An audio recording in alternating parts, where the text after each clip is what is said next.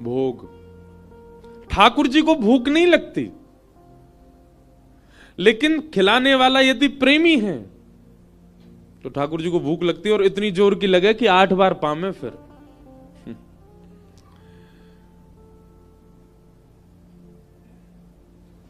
थाली भर के लाई खींचड़ो, ऊपर घी की बाट की, जीमो मारा शाम घणी, जिमावे बेटी जाट की। कर्मा भाई ठाकुर जी का भोग लगाती हैं, सबको कथा पता है, बिना नहाए धोए लगा देती हैं, और दांतुन करते करते अपने दांतुन से खिचड़ी चला भी देती हैं। और वो खिचड़ी को पाने के लिए जगन्नाथ जी दौड़ के आते हैं मंदिर से। कई लोग कहते हैं कि श्री महाप्रभु जगन्नाथ जी का मुंह क्यों जल गया। बोले खिचड़ी बनाई गरम गरम कर्मा ने, ठाकुर जी दौड़ के गए पाने के लिए, इतने में ही मंदिर के कपाट खुलने के घंटे बजने लगे। ठाकुर जी बोले अरे हमको दोबारा मंदिर में पहुंचना है, तो जल्दी जल्दी पाने लगे, तो गरम खिचड़ी पावे से ठाकुर जी के हाथों जल गए, मुंह जल गए। वही जगन्नाथ जी हैं। कई लोग ऐसा भाव बोलते हैं। अब देखो, क्या ठाकुर जी इतने समर्थ नहीं है कि एक ही समय पर 100 जगह प्रकट हो जाए? समर्थवान है, पर यह प्रेम का स्वरूप है कि सामर्थ्य होते हुए भी सामर्थ्य का प्रयोग ना करके अपने आप को दीन बना लेना, अपने आप को सहज बना लेना, यही तो प्रेम है। वो प्रेम कैसा? जहां सामर्थ्य का प्रदर्शन हो, सामर्थ्य का प्रकाश हो।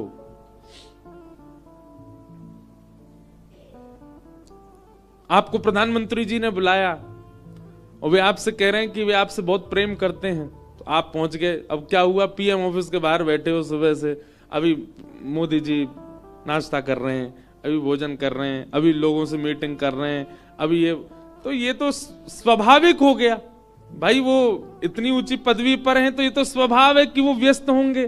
पर प्रेम में सामर्थ्य को छुपाया जाता है। प्रेम का स्वरूप कैसा कि द्वार पे ही आ गए लेने, चलो भाई तुम्हारे संगी चाय पियेंगे, ये प्रेम है। ठीक वैसे ही ठाकुर जी जब प्रेम प्रधान भक्त को देखते हैं ना, तो अपनी सामर्थ्य को छुपा लेते हैं, अपनी योग्यताओं को छुपा लेते हैं, और उसके लिए सहज बन जाते हैं। और तब ठाकुर जी को भूख भी लगती है, तब ठाकुर जी को प्यास भी लगती है, ठाकुर जी को निद्रा भी आती है, ठाकुर जी को जागृति भी होती है, सब क्रिया होती है। लेकिन आपके लिए ठाकुर जी केवल भगवान हैं, केवल पाषाण हैं, केवल दुनिया चलाने वाला एक कोई परम तत्व है। तो ना ठाकुर जी को भूख लगती, ना ठाकुर जी को प्यास लगती, ना ठाकुर जी सोते हैं, ना ठाकुर जी जागृति होती है। हमारे आपके जैसा कोई स्वभाव ठाकुर जी का फिर प्रकट नहीं होता। एक प्रकार से अगर मैं कह दूं तो ठाकुर जी में भी निद्रा, सुसुप्ति, जागृति, भूख, प्यास, ये सब प्रकट करता है एक भक्त का प्रेम। अगर वो प्रेम हो तो सब प्रकट हो जाता है ठाकुर जी में।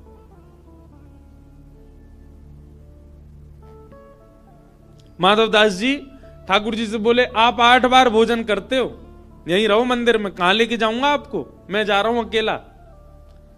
माधवदास जी चले गए, लेकिन जगन्नाथ भगवान को जाना था माधवदास जी के साथ।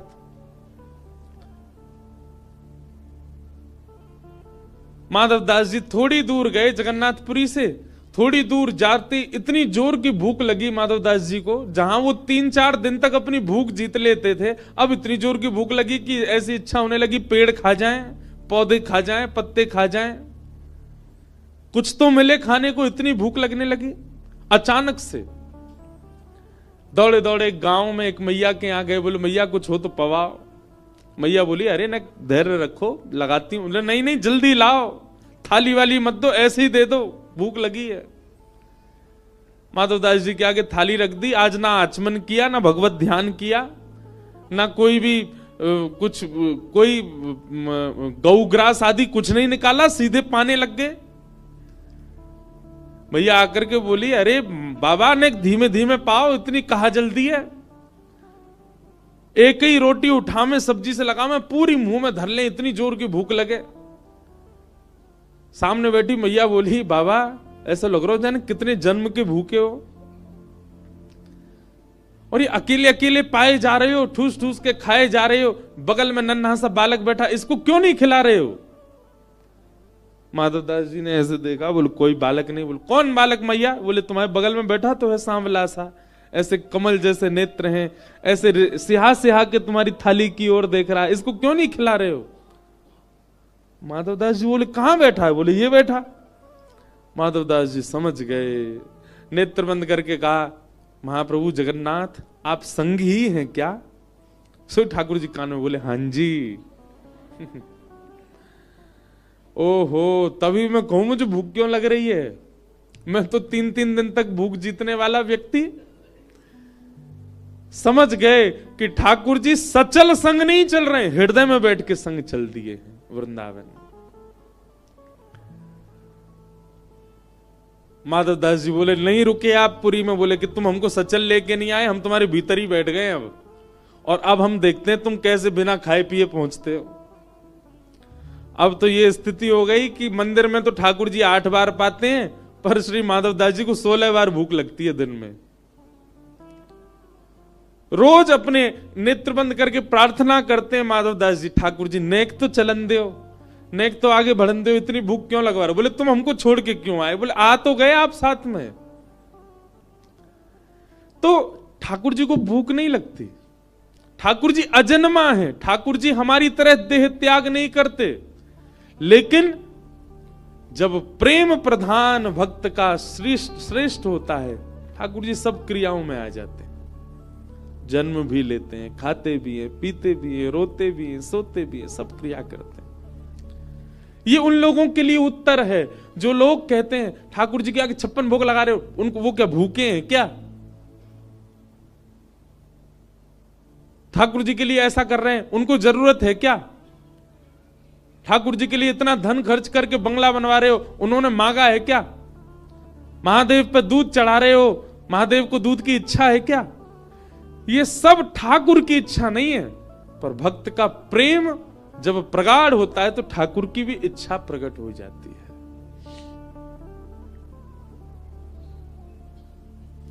जन्माद्यस्य यतोऽन्वयादितरतश्चार्थे स्वविज्ञस्वराट् तेने ब्रह्म हृदय आदि कवये मुह्यन्ति यत्सूरयः तेजो वारि मृदाम यथा विनिमयो यत्र सर्गो मृषा धाम्ना स्वेन सदा निरस्तकुहकं सत्यं परम धीमहि। ऐसे परम सत्य परमात्मा जो सब चीज से परे हैं, परंतु परे होते हुए भी अपने भक्त की प्रीति के लिए सब चीजों में व्यवस्थित हो जाते हैं, ऐसे परमात्मा को हम बारंबार प्रणाम करते हैं।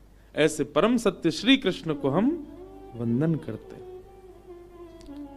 भागवत जी के प्रथम श्लोक, बंधुओं प्रथम श्लोक में एक विशेषता और है, बहुत ध्यान से सुनिएगा। श्रीमद् भागवत जी का प्रारंभ होता है जन्म शब्द से, और हम सब लोगों का प्रारंभ भी होता है जन्म से। यहां कोई ऐसा तो बैठो ना होगो जाको जन्म ना भयो, अजन्मा है, सबको जन्म भयो है। और श्रीमद् भागवत जी का पहला शब्द भी जन्म है, तो इसका मतलब क्या है? जन्म, हमारा जन्म ही प्रथम शब्द भागवत जी का, यहां पर हम दोनों एक हो गए। लेकिन हम सब अपना गंतव्य नहीं जानते, अंत नहीं जानते। हां एक चीज पता है, अंत हमारा मृत्यु है, पर कैसी मृत्यु है ये हम नहीं जानते। हॉस्पिटल की मृत्यु है, वेंटिलेटर की मृत्यु है, अटैक की मृत्यु है, कोई भयावह बीमारी की मृत्यु है, एक्सीडेंटल मृत्यु है, पहाड़ से गिरवे की मृत्यु है, सुसाइडल मृत्यु है, हिचकी वाली मृत्यु है। कैसी मृत्यु है हम कोई नहीं जानते। तो क्योंकि भागवत जी का प्रारंभ शब्द जन्म है और हमारा भी प्रारंभ जन्म है, तो ऐसा भी हो सकता है कि भागवत जी का जो विश्राम हो वही हमारा विश्राम हो। भागवत जी का विश्राम क्या है? अंतिम श्लोक भागवत जी का, नाम संकीर्तनम यस्य सर्व पाप प्रणाशनो। अंतिम शब्द सुनिएगा। पीछे वाले लोग जो खिसक रहे हैं इधर उधर, आप लोग इधर भी आ सकते हो, यहां भी आ सकते हो, बैठ जाओ। अब मत उठ के भगना, जब कीर्तन हो तब आना। क्या बता रहा था मैं? भूल गया। हाँ, अंतिम श्लोक।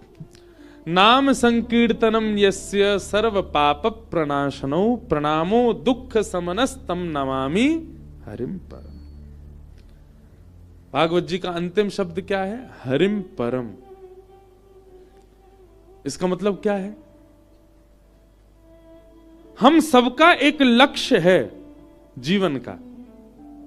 किसी का लक्ष्य धन है, किसी का लक्ष्य संपत्ति है, किसी का लक्ष्य ऐश्वर्य है, किसी का लक्ष्य उपलब्धियां हैं, किसी का लक्ष्य श्रेष्ठ बालक हैं, किसी का लक्ष्य श्रेष्ठ विवाह है, आदि आदि ये सारे लक्ष्य हैं हमारे। पर भागवत जी अंकित कर रही हैं कि एक ही लक्ष्य होना चाहिए। क्या? हरिम परम। अगर श्री हरि के चरणारविंद हमारे लक्ष्य नहीं है तो हमारा ये जन्म सफल नहीं हो पाएगा। एक बात बोलूं, बोलता ही हूं मैं कथा में।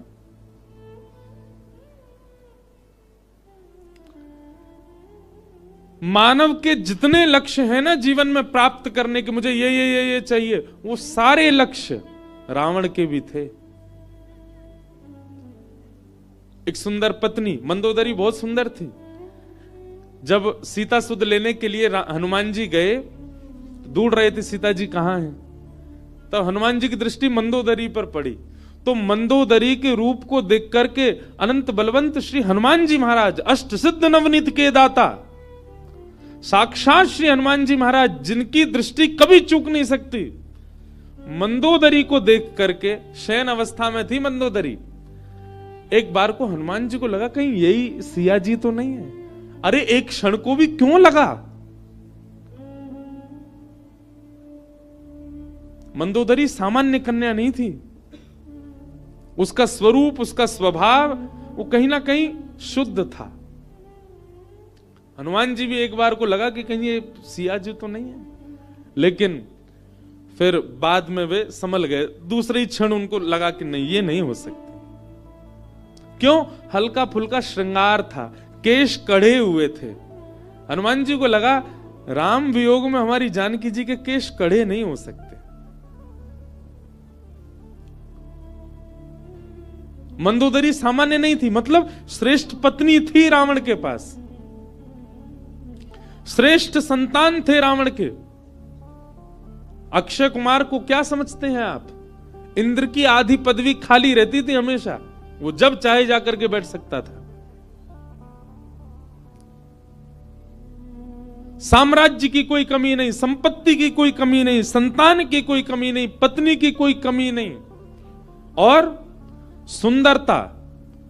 हमारे पूज्य नाना जी बताते थे कि रावण कोई भयावह कुरूप नहीं था, हम लोगों ने उसको कुरूप भयावह बनाया। रूप और तन से भी अच्छा था रावण।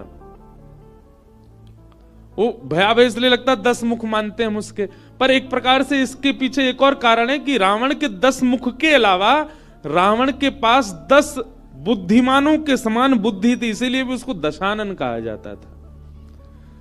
एक बुद्धिमान के पास जितनी बुद्धि होती है, ऐसे 10 बुद्धिमानों के पास भी, अत्यंत बुद्धिमानों के पास जैसी बुद्धि होती है, ऐसी रावण के पास थी, इसीलिए दशानन कहा जाता। वो 24 घंटा 10 मुख लिए घूमता नहीं था, एक ही मुख में रहता था, लेकिन उसका बुद्धि इतनी प्रबल थी, इतनी तीव्र थी कि 10 अत्यंत विद्वान लोग मिलकर के जो निर्णय लेंगे वो अकेला रावण ले लेता था।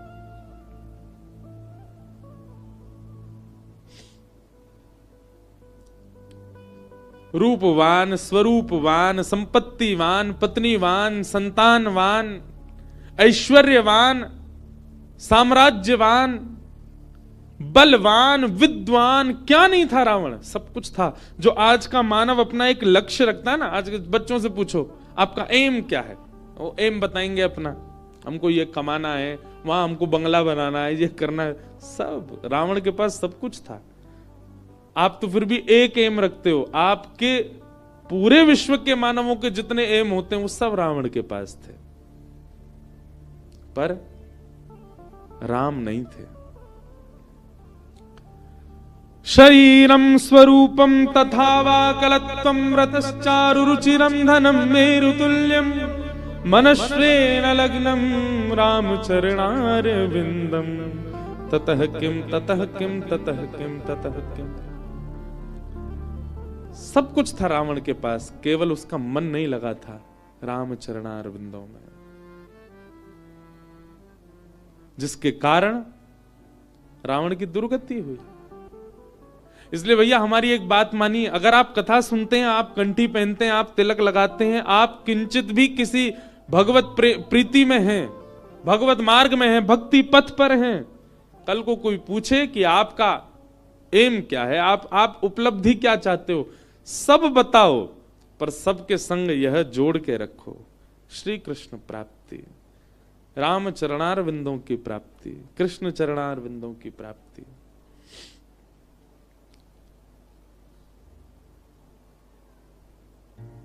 कर्तव्य जब तक जीवित रहना है सबको करना है, मैं भी कर रहा हूं, मुझ पे भी गाड़ी है, मेरा भी घर है, मेरे पास भी फोन है, मेरे पास भी सब कुछ है, पर हमारा उद्देश्य ये सब नहीं है। हमारा उद्देश्य, हमारा लक्ष्य कुछ और है।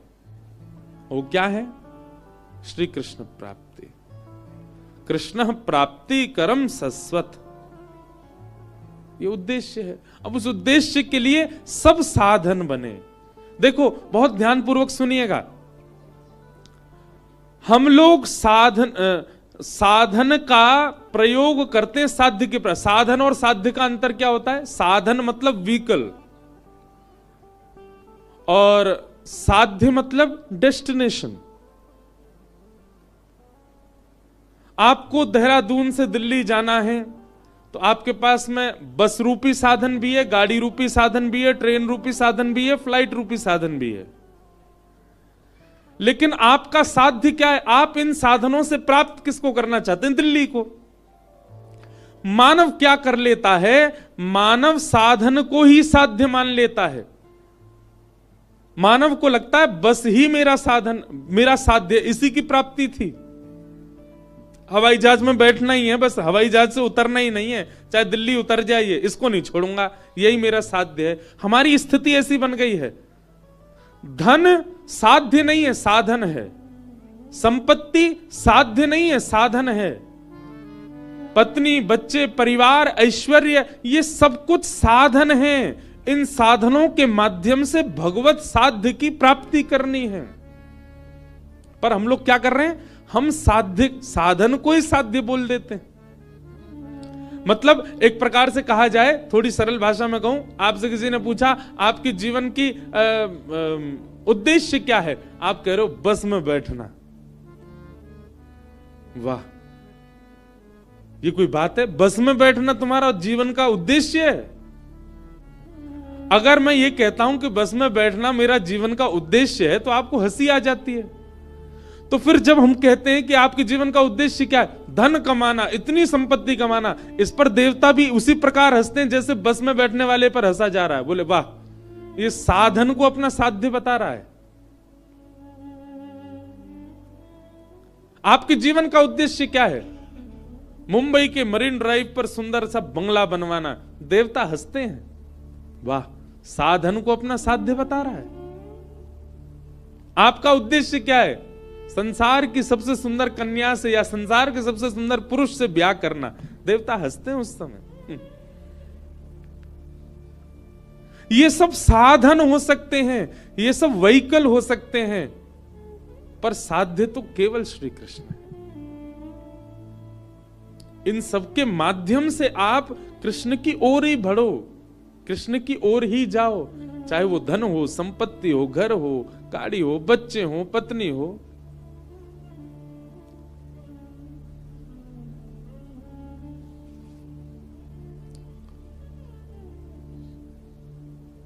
भागवत जी का विश्राम क्या है? हरिम परम, परम हरि की चरणारविंदों की प्राप्ति। और उस प्राप्ति के लिए जो कुछ भी आप कर सको वो करो। धन कमा सको कमाओ, लेकिन उसके पीछे उद्देश्य क्या होना चाहिए? श्री राधारमण की प्राप्ति।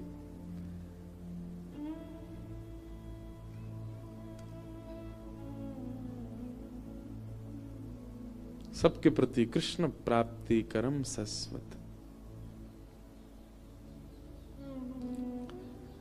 भागवत जी का दूसरा श्लोक,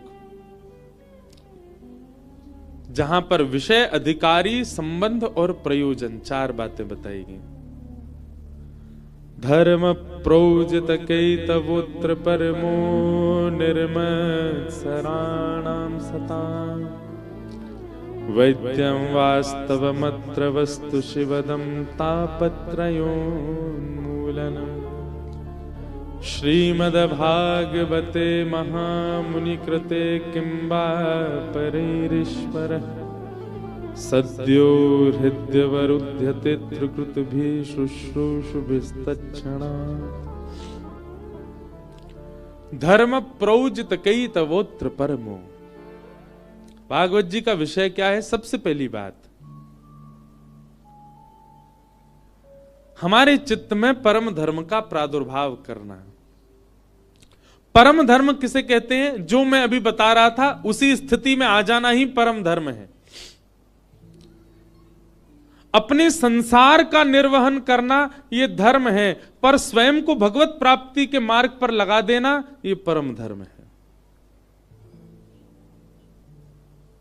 ये परम धर्म है। बंधुओं, अभी पता क्या हो गया है? थोड़ा ध्यान पूर्वक सुनिएगा बात को।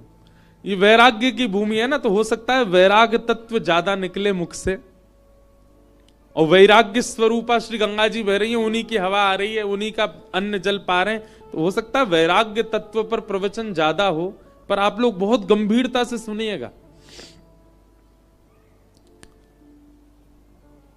कभी कभी देखने में लगता है कि हमने ठाकुर जी को ही साधन बना लिया है।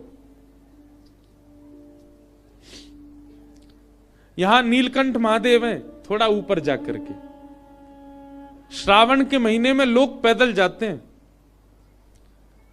श्रावण में मेरी कथा हुई थी, 4 दिन की अकिंचन हुई थी, थोड़ी आगे ही, तो लोग बाग पैदल जा रहे थे।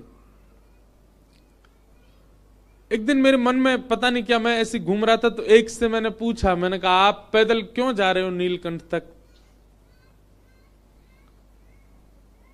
उसने उसके पीछे एक साधन बताया, एक साध्य बताया कि मैं नीलकंठ तक पैदल इसलिए जा रहा हूं, इसके बदले इतने वर्ष हो गए हमारी संतान नहीं हुई है, संतान प्राप्ति हो इसलिए। तो थोड़ी देर के लिए मेरा बुद्धि का भाव शून्य सा हो गया कि लोगों ने ठाकुर जी को भी साधन बना लिया है संसार के साध्य वस्तु की प्राप्ति के लिए। यही हिमालय पर थोड़ा इधर अल्मोड़ा की तरफ जाएंगे तो एक स्थान पड़ता है जागेश्वर। 3 स्थान है, जागेश्वर, मुक्तेश्वर, बागेश्वर। 3 महादेव के मंदिर हैं कमाऊ क्षेत्र में। हिमालय में खूब घूमा हूं मैं, इसलिए मुझे कई स्थान पता है यहाँ के। तो जागेश्वर बिल्कुल नीचे हैं, और मुक्तेश्वर बिल्कुल ऊपर हैं, और बागेश्वर बिल्कुल बीच में है। मतलब आप अगर जागेश्वर जाएंगे तो आपको पहाड़ों से नीचे उतरना पड़ेगा और नीचे जाना पड़ेगा। मतलब पहाड़ भी, और एक विचित्र ही है, वो नीचे ही जाना पड़ता है उसमें, वहां जाकर के जागनाथ। मुक्तेश्वर जाएंगे तो बिल्कुल पहाड़ के ऊपर, और बागेश्वर बिल्कुल बीच में है, जैसे ऋषिकेश है ऐसे। थल, जल और वायु तीनों में। तो जागेश्वर में ऐसी मान्यता है कि रात्रि में जब मंदिर बंद हो जाता उसके बाद आप हाथ में दिया लेकर के बैठो घी का, और सुबह जब तक मंदिर नहीं खुलता, भयंकर सर्दी होती वहां, पूरी रात बैठे रहो, और सुबह वो दिया जो होता है, जैसे ही कपाट खुले महादेव की आरती करो, तो उससे मन वांछित इच्छा पूरी होती है, जो मांगोगे मिलेगा, और विशेष रूप से संतान के लिए होता है। तो मैं जब जागेश्वर गया पहली बार, वहां ज्यादा भीड़ नहीं होती, बहुत कम लोग होते हैं, और वहां होटल और ये सब भी नहीं है। और इससे भी बढ़िया बात थी कि वहां पर कहीं बाहर चले जाओ, प्याज और लहसुन बनता ही नहीं है पूरे जागेश्वर में। तो वहां होटल वगैरह भी नहीं थे, घरों में ही ऊपर के फ्लोरों पे लोगों ने घर में व्यवस्था ऐसा। अब बन गया हो तो बात अलग है, कोविड टाइम की बात है, अब तो और बढ़िया हो गया होगा। तो घरों में ही रुके थे। तो रात्रि में जब मैं देख रहा था तो इतने सारे लोग बैठे थे हाथ में दिया लेके, और सब महादेव के शरण में बैठे। मैंने पूछा, मैंने क्या कर रहे हैं? बोले पूरी रात बैठे रहेंगे, सुबह मंगला में फिर वही दीपक अर्पित कर देंगे महादेव को। इसमें से अधिकतर वो होंगे जो संतान की कामना से हैं, कई लोग अपने व्यापार की वृद्धि की कामना से होंगे, कई लोग जीवन के कई और, मतलब महादेव जो कि साध्य हैं उनको भी व्यक्ति ने साधन बना लिया अपनी किसी साध्य की प्राप्ति के लिए। और वो साध्य क्या है? संसार की वस्तु। जो संसार की वस्तु कभी ना कभी कष्ट, और कभी ना कभी कष्ट कभी ना कभी नहीं देती है, देती ही है। संसार की यदि कोई वस्तु है, आप उससे प्रसन्न हमेशा रह ही नहीं सकते। किसी को भी उठा लीजिए, चाहे वो भोज्य वस्तु हो, भोग्य वस्तु हो, हर वस्तु आपको एक दिन कष्ट देती है। आप 2 लाख रुपए का फोन ले आइए, क्या उससे कष्ट नहीं होगा? कभी ना कभी उससे भी पीड़ित तो हो ही जाओगे। कितनी भी बहुमूल्य वस्तु ले आइए, उससे भी आपको कभी ना कभी पीड़ा, वह भी आपको अप्रिय लगने लगेगी। और हम अप्रिय वस्तुओं को, संसार की उन वस्तुओं को ठाकुर जी को साधन बना करके मांग रहे हैं। कितने बड़े दुर्भाग्य की बात है। कितने मनोकामना पूर्ण देवी मैया, मनोकामना पूर्ण हनुमान जी महाराज और महादेव के मंदिर हैं, वहां पे मनोकामना मांगने वालों की लिस्ट है। वो सब देवताओं का सहारा लेकर के संसार मांग रहे हैं। मुझे तो नहीं लगता कि वो देव सहायता करते होंगे या आपको संसार और मिले।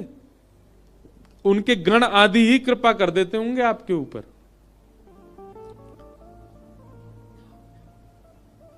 कभी पता चल जाए कि यहां कुछ मांगने से पूर्ण होता है, वहां जाकर के कभी ये क्यों नहीं मांगते कि हमारा स्वभाव अच्छा हो जाए, हमारे अंदर लोभ बहुत है, वो लोभ नष्ट हो जाए, हमारे अंदर थोड़ी दया आ जाए। हम लोगों से बहुत निर्दय रहते हैं। हम कभी ये क्यों नहीं मांगते कि हम सरल हो जाएं, हम सहज हो जाएं, हमारा स्वभाव बहुत अच्छा हो जाए, हम भगवत प्राप्ति के लायक बन जाएं। ये सब कभी नहीं मांगता व्यक्ति।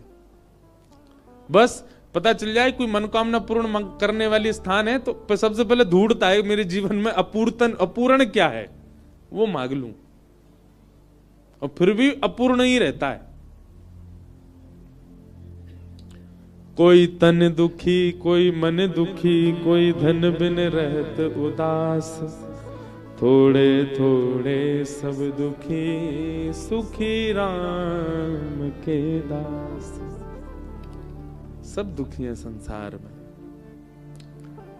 केवल भगवत प्रेम करने वाला ही प्रसन्न है।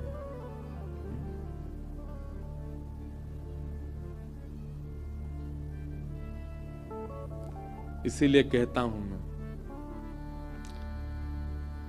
हरि का भजन करो, हरि है हमारा, हरि का भजन करो, हरि है हमारा। करताल बजा के गाओ।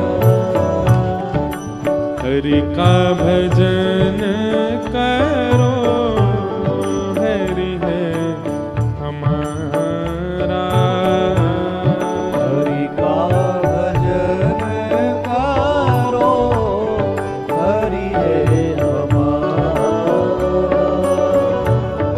हरि नाम लेने वाला, हरि नाम लेने वाला, हरि नाम गाने वाला, हरि नाम गाने वाला, हरि का है प्यारा, हरि का भजन करो, हरि है हमारा, हरि का भजन करो, हरि है हमारा। श्री राधा रमण लाल की।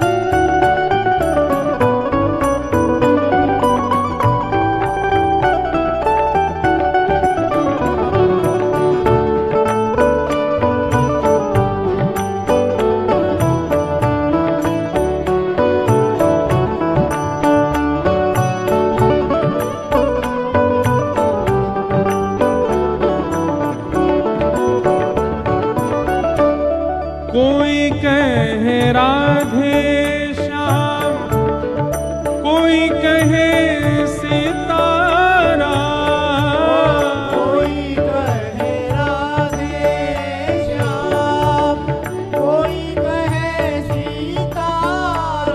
भैया पीछे वाले बेचारे गा रहे हैं, आगे वाले भी गाएंगे तो बढ़िया लगेगा उन्हें।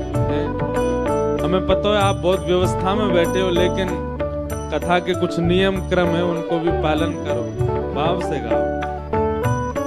हम कथा कई बार आंख बंद करके इसीलिए करते हैं क्योंकि भाव श्रोताओं को देख के ही आता है।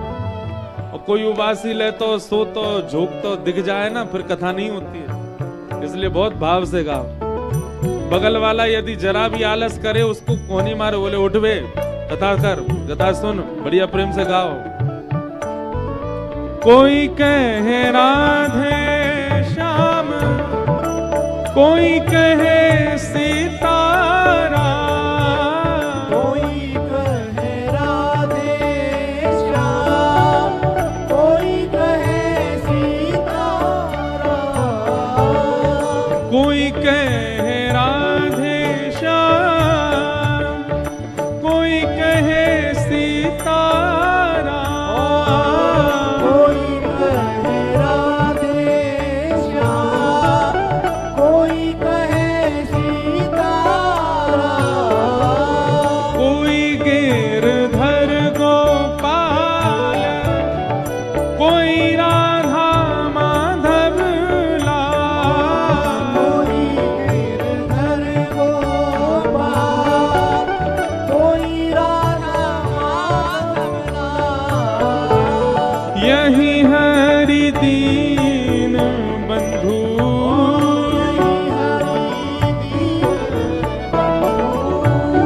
यही हरि करुणा सिंधु, यही हरि करुणा सिंधु। नमो बारंबार हरि का भजन करो, हरि है हमारा। हरि का भजन करो, हरि है हमारा। हरि का भजन करो, हरि है हमारा। हरि का भजन करो भजन, करो, हरि है हमारा। मैं हरि नाम लेने वाला, हरि नाम लेने वाला, हरि नाम गाने वाला, हरि नाम गाने वाला। ओ हरि का है प्यारा, हरि का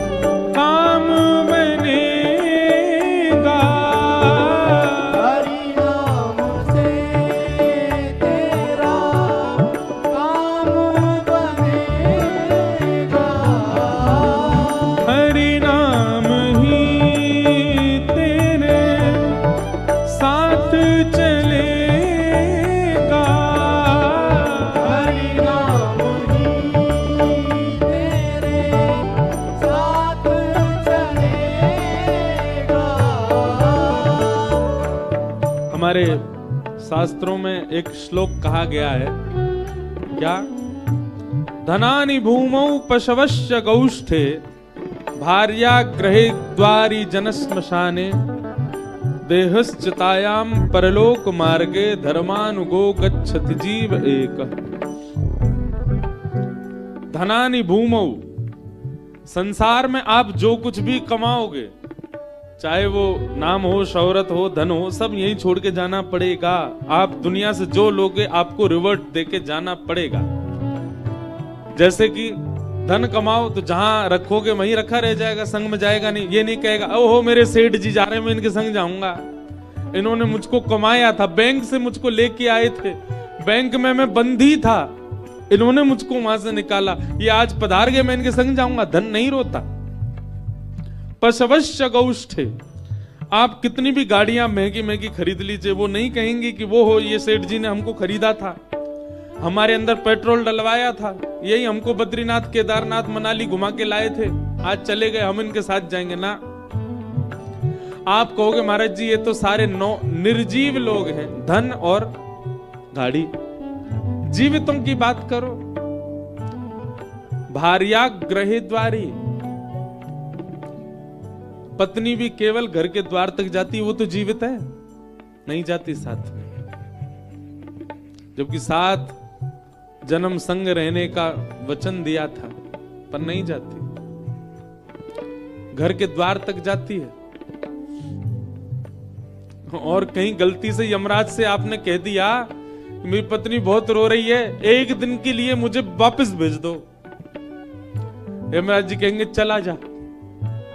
आप एक दिन के लिए अगर वापस आ गए और कहीं से पत्नी को दिख गए,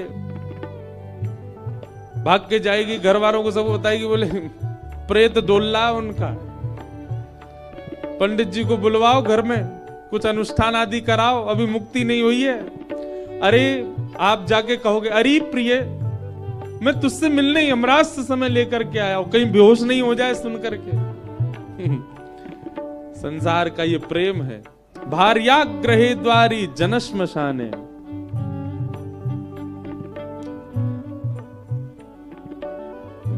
भाई बंधु मित्र आदि ये सब भी केवल शमशान तक साथ जाएंगे, उससे आगे कोई नहीं जाएगा। आपका देह भी नहीं जाएगा, वो भी केवल चिता पर जाएगा, वहां जल करके ये भी यहीं रह जाएगा। फिर आपके साथ आगे की यात्रा करता कौन है?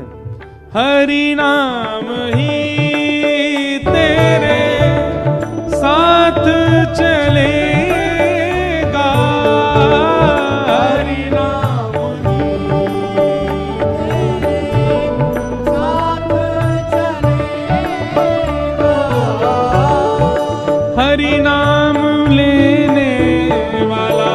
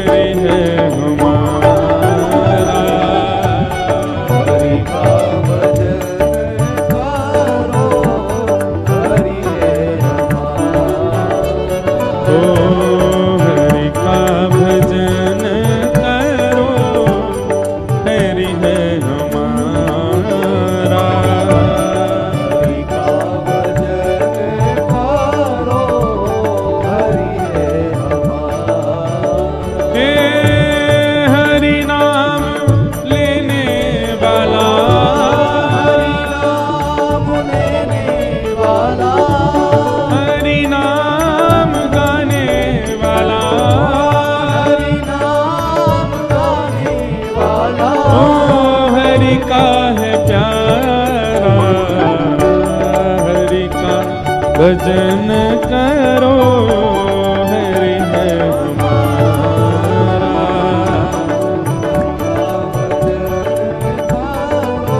गाओ भाव से हरि का भजन करो हरि है हमारा।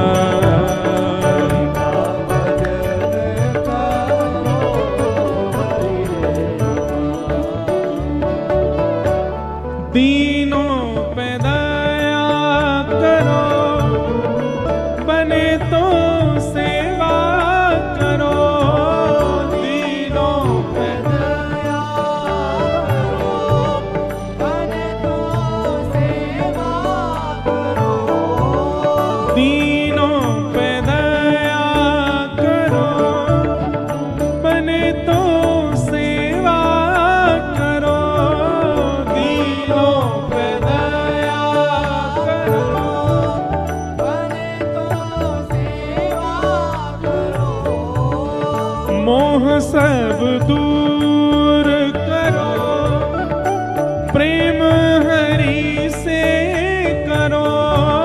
मोह सब दूर करो, प्रेम हरि से करो। यही भक्ति यही योग, यही भक्ति यही योग,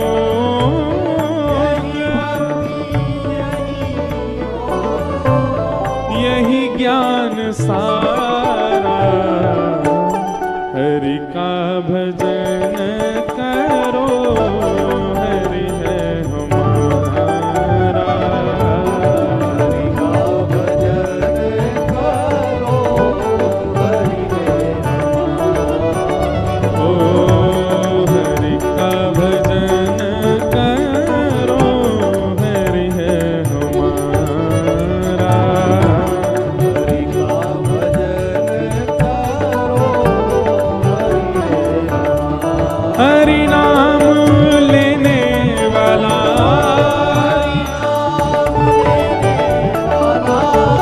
हरि नाम गाने वाला, ओ हरि का है प्यारा। हरि का भजन करो, हरि है हमारा। हरि का भजन करो, हरि है हमारा। मैया तेरे पाँव पर एक बार हरि बोल, अरे भैया तेरे पाँव पड़ू एक बार हरि बोल।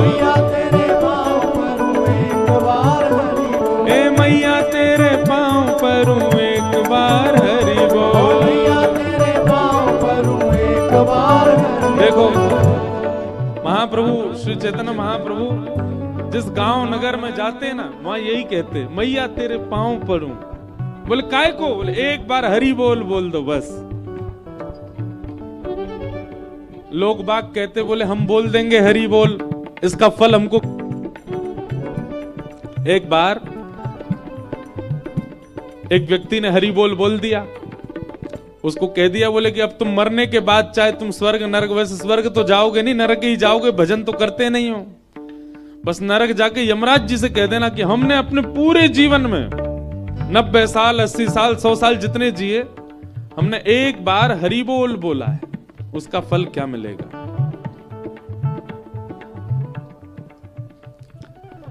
पहुंच गए यमराज के पास, मृत्यु के बाद नरक गए। तो यमराज ने जैसे ही उनको देखा तो बोले, आओ महाराज, पूरा जीवन निकाल दिया तुमने, कुछ भी अच्छा काम नहीं किया, बोल बोला था, उसका फल क्या मिलेगा। यमराज जी ने सबरी डायरी खोल के देखी, एक बार बोलने का क्या फल मिलता भाई, 100 बार का, 1000 बार का, जीवन में 1,00,000 बार का, 1,25,000 बार के तो सब लिखे, एक बार का कहीं नहीं लिखा है। सबरी डायरी देख ली, यमराज जी बोले एक बार का तो कोई फल नहीं लिखा। बोले ऐसे नहीं, पहले हमको फल बताओ, एक बार का कुछ तो मिलना चाहिए हमको। चलो ठीक है, एक काम करते हैं, महादेव के पास जाते हैं, महादेव बहुत भजन पूजन करते हैं, उनसे पूछेंगे। व्यक्ति बोला ऐसे नहीं जाऊंगा मैं, मेरे लिए पालकी मंगवाओ। यमराज जी बोले काय को? बोले पैदल थोड़ी जाऊंगा, एक बार हरि बोल बोला। बोले तो एक ही बार तो बोला। बोले फल तो नहीं पता ना तुमको, पालकी मंगवाओ। व्यक्ति पालकी में लग गया, 4 कहार उठा करके लेके जा रहे हैं। यमराज जी लेकर के आए हैं तो महादेव खड़े हो गए, बोले वाह भैया, साक्षात यमराज जी लेकर के आए, निश्चित ही कोई श्रेष्ठ आया है। आइए यमराज जी, किसको लेके आए हो भैया पालकी में बैठा के? बोले महाराज, 1.25 लाख नाम जप करने वाले, 1.25 करोड़ नाम जप करने वाले, 100 करोड़ नाम जप करने वालों को तो हमने देखा, पर ये अद्भुत है। बोले क्या? इसने एक ही बार नाम बोला है पूरे जीवन में, हरि बोल एक बार बोला है, वो भी गलती से। उसका फल पूछ रहे हैं, हमको तो पता नहीं था, तो हम आपके पास लाए, तो बोला नहीं पालकी में चलूंगा, इसलिए पालकी में आया है। महादेव बोले वाह, लेकिन भैया एक बार बोलने का तो हमको भी नहीं पता फल क्या होता है। तो क्या करना, बोले ब्रह्मा जी के पास चलो। महादेव और यमराज जी लेकर के ब्रह्मा जी तो नाचने लगे, आहा हमारा ब्रह्मलोक पवित्र हो गया, साक्षात यम और शिव जिसको लेकर के आए वो भी पालकी में। ब्रह्मा जी बोले जय हो दंडवत प्रणाम। आज लगता है कोई साधक आया है पालकी में बैठ के। यमराज जी से पूछा कहिए कैसे लाए। यमराज जी बोले महादेव बताएंगे। महादेव बोले बस पूछो मत भैया, इसने एक बार जीवन में हरि बोल बोला है, उसका फल पूछ रहा है। उसी के कारण यमराज जी मेरे पास आए, मैं लेके तुम्हारे पास आया हूं। ब्रह्मा जी बोले एक बार बोला है बस। बोला हाँ। बोले भैया देखो एक बात बताएं, नाम जापक हम देवताओं में नारद जी हैं, उनके पास चलते हैं, उनको पता होगा, पूरे दिन नारायण नारायण करते रहते हैं। महादेव बोले तुम भी लग जाओ, संग चलो हमारे। अब तो ब्रह्मा जी, महादेव, यमराज जी तीनों लेकर के गए नारद जी के पास। नारद जी तो महाराज लोटा में जल लेके आए, बोले पाद प्रक्षालन करूंगा। कौन है भैया ये? सब लेके आए हैं इसको, निश्चित ही कोई परम वैष्णव आया है। सब बोले भैया इसने एक बार हरि बोल बोला। नारद जी बस एक बार? बोले केवल एक बार। कितना जीवन जिया इसने? बोले 85 साल का होके आया है और जन्म से 85 वर्ष में एक बार हरि बोल बोला बस इसने। अपलक नेत्रों से नारद जी देखो, वाह भाई कमाल कर दिया तेने, एक ही बार बोला बस। बोले हाँ, इसका फल दो मुझको। नारद जी बोले जब यमलोक से शिवलोक, शिवलोक से ब्रह्मलोक, ब्रह्मलोक से नारद लोक तक आई गए तो नेक ही दूर वैकुंठ है, मुंह चल रहे हैं, साक्षात भगवान से ही पूछ लेंगे जिनका नाम है। शंकर जी बोले ए नारद जी चलो तुम भी लगो। अब नारद जी, शंकर जी, ब्रह्मा जी, यम जी सब लेकर के उसको जैसे ही वैकुंठ लोक में पहुंचे, आहा शंख चक्र गदा पद्मधारी श्रीमन नारायण भगवान और लक्ष्मी पुष्प वर्षा करने लगे, आइए आइए आइए स्वागत है। निश्चित ही कोई परम वैष्णव आया है जो चार लोक के देवता उसको लेकर के हमारे यहां आए, पालकी में बैठा के।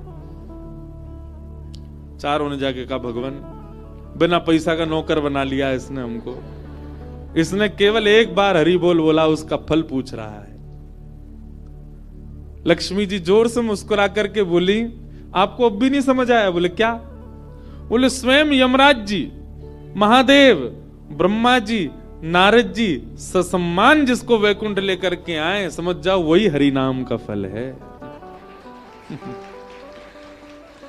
बोले ये एक बार गाने वाले को मिला है, और जो पूरा जीवन हरि नाम गाता उसको क्या मिलता होगा सोच लो। मैया तेरे पांव परूं एक बार हरि बोल, मैया तेरे पांव परूं एक बार हरि बोल, भैया तेरे पांव परूं एक बार हरि बोल, मैया तेरे पांव परूं एक बार हरि बोल, हे हरि हरि हरि बोल, हरि हरि हरि बोल, हरि हरि बोल, हरि हरि हरि बोल, हरि हरि हरि बोल, हरि हरि हरि बोल, हरि हरि हरि बोल, हरि हरि हरि बोल, हरि बोल, हरि बोल, हरि बोल, हरि बोल, हे हरि बोल,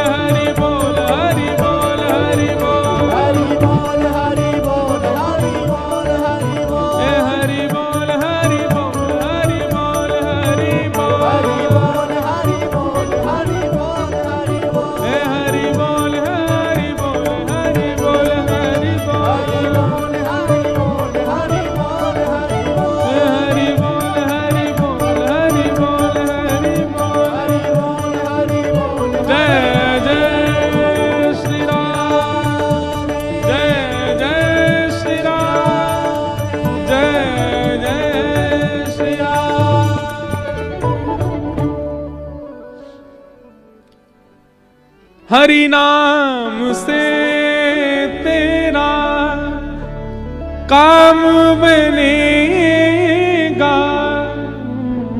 हरि नाम लेने वाला हरि का है प्यारा, हरि का भजन करो, हरि है हमारा। श्रीमद् रामानंदाचार्य जी महाराज, बहुत ध्यान से सुनिएगा, ये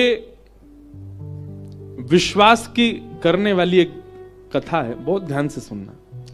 रामानंदाचार्य जी महाराज सब लोग जानते हैं, रामानंद संप्रदाय के आचार्य। वे जब अपने बाल्यकाल में थे, उनके साथ एक बड़ी सुखद घटना हुई।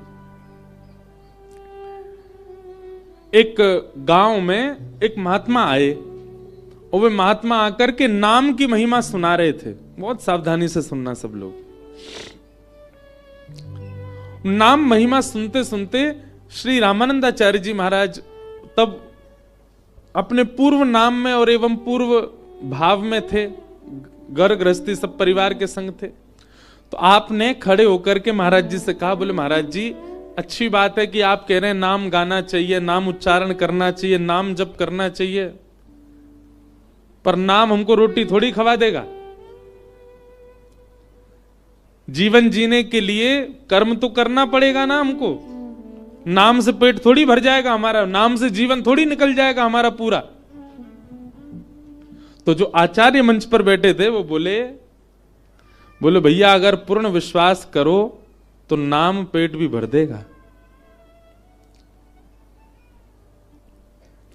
तो रामानंदाचार्य जी थोड़े छोटे बालक, थोड़ा उनमें हट तो था ही। तो आप श्री ने कहा ठीक है, तो फिर ठीक है, मैं अब कुछ नहीं खाऊंगा, केवल राम राम जपूंगा, देखता हूं राम जी मेरा कैसे पेट भरते हैं। और गांव से दूर चले गए। गांव से दूर एक नदी के किनारे एक विशाल वटवृक्ष था। उस वटवृक्ष के नीचे जाकर के बैठ गए और राम राम राम राम राम राम राम राम राम राम राम राम जपने लगे। तभी आपने देखा कि नदी के किनारे कुछ लोग विचरण कर रहे हैं। तो आपके मन में भाव आया कि हो सकता है कि मुझे साधु महात्मा कुछ संत समझ के ये लोग खाने पीने दे जाएंगे मुझको, इसलिए आपने सोचा नीचे बैठना उचित नहीं, पेड़ के ऊपर बैठ जाता हूं। पेड़ के ऊपर बैठ गए। कुछ नहीं, बस गांव के लोगों से कह के आए थे, राम जी अगर पेट भर देंगे तो मैं पूरा जीवन राम नाम में ही निकाल दूंगा। राम राम राम राम राम राम पेड़ पे बैठ के जपने लगे। तभी क्या हुआ,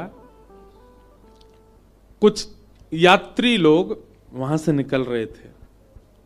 उन्होंने देखा विशाल वटवृक्ष है, बढ़िया छांव है, सुबह के हम लोग चले, कुछ पाया है नहीं हमने अभी तक, इस वृक्ष के नीचे ही बैठ जाते हैं और यहीं कुछ पा लेते हैं प्रसादी।